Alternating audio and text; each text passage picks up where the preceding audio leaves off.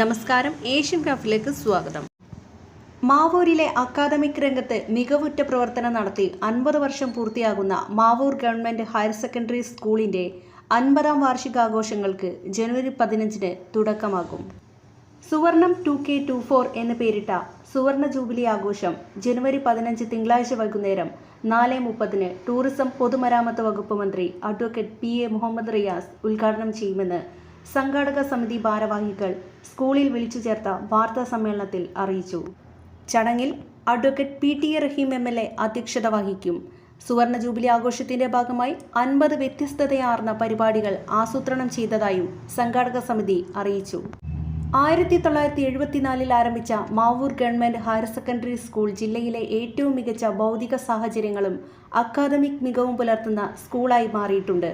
സ്കൂളിന്റെ എല്ലാ മികവും വിളിച്ചോതുന്ന വിധത്തിലാകും 50-ാം വാർഷികാഘോഷം നടക്കുകയെന്നും ഭാരവാഹികൾ വ്യക്തമാക്കി.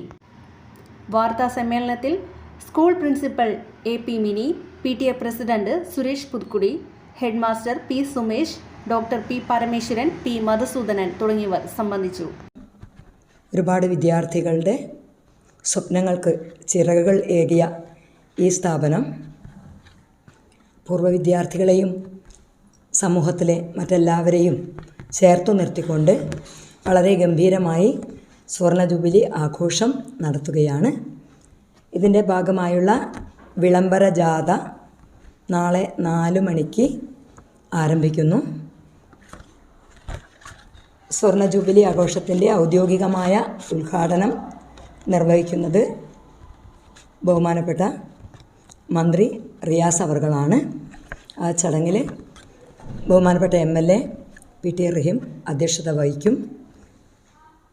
വിവിധങ്ങളായ മേഖലകളിൽ 50 പരിപാടികളും